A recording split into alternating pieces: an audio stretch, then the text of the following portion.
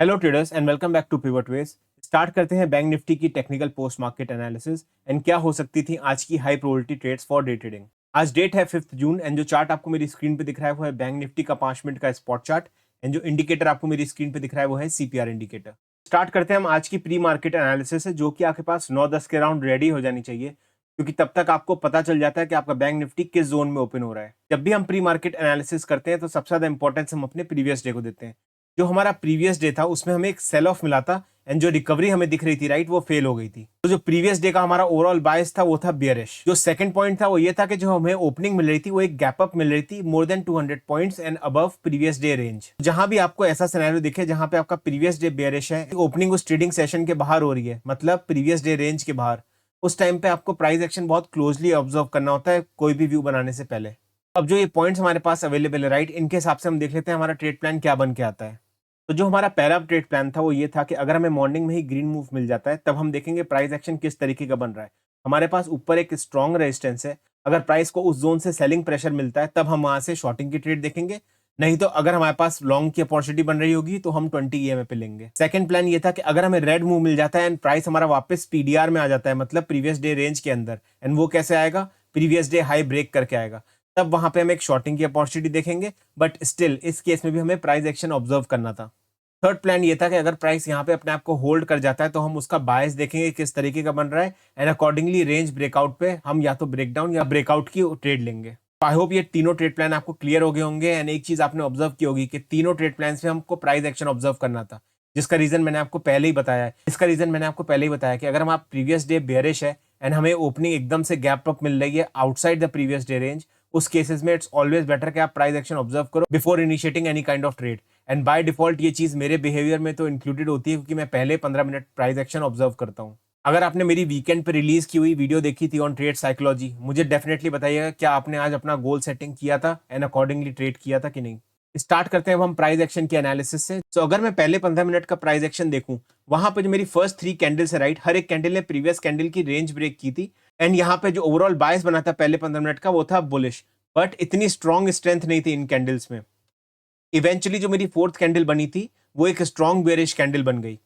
जब भी आपको प्राइस एक्शन इस टाइप का दिखे, bullishness and immediately bearishness, in cases में possibility of sideways days high हो जाती है एंड आपको intraday support and intraday resistance बनने का वेट करना चाहिए एंड उसके अकॉर्डिंगली ट्रेड करनी चाहिए। सो अगर मैं मॉर्निंग सेशन का प्राइस एक्शन देखूं तो वहां पे एक इनडिसीजन था, बुलिशनेस बेयरिशनेस, बुलिशनेस एंड फिर वापस बेयरिशनेस। बट ये बेयरिशनेस कहां पे एग्जॉस्ट होने लग गई, 20 ईएमए के अराउंड, एंड वो आप ये ग्रीन कैंडल से देख सकते हैं। तो इसलिए एज पर ट्रेड प्लान 1 यहां से हम एक लॉन्ग ट्रेड ले सकते थे with the target of day high जो कि उस समय ये था।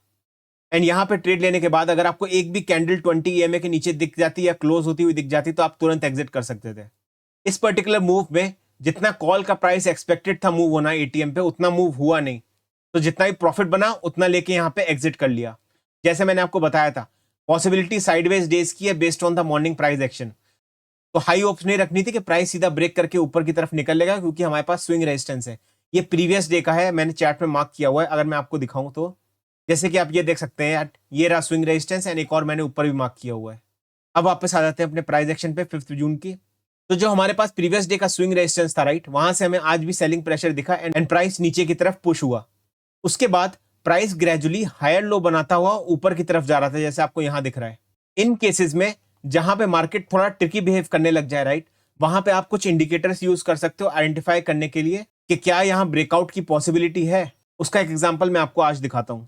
तो जो इंडिकेटर आपको मेरी स्क्रीन पे दिख रहा है वो है MACD indicator. As a day trader मैं कोई भी इंडिकेटर के अगेंस्ट नहीं हूं। जब आप प्राइस एक्शन से कंफ्यूज होने लग जाओ राइट, उस केसेस में आपको इंडिकेटर बहुत हेल्प करते हैं। और दूसरी चीज, अगर आप बिगनर हो तो अगर आप indicators and price action use करके ट्रेड कर रहे हो तो कोई हर्ज नहीं है, उसमें बहुत अच्छी बात होती है, क्योंकि इंडिकेटर से आपको थोड़ा सा एक कॉन्फिडेंस आने लग जाता है।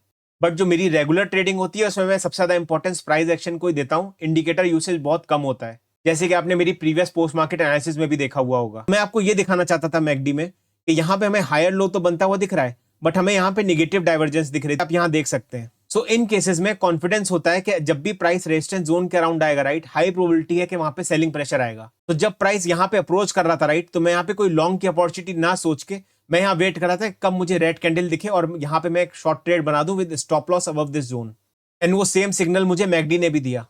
तो इस तरीके से हमने यहाँ पे सेकंड शॉर्ट ट्रेड कैप्चर की। यहाँ पे आपको एक चीज ऑब्जर्व करने की आ रही होगी कि जो हमारी पहली ट्रेड थी वो 10:30 बजे के अराउंड मिली एंड जो दूसरी ट्रेड थी अराउंड 2। तो इसलिए मैं कहता हूँ as a day trader patience बहुत इंपॉर्टेंट होता है कि आप रैंडम ट्रेडिंग्स मत करो, क्योंकि रैंडम ट्रेडिंग्स में आपका अकाउंट खाली होने की बहुत हाई प्रोबेबिलिटी होती है।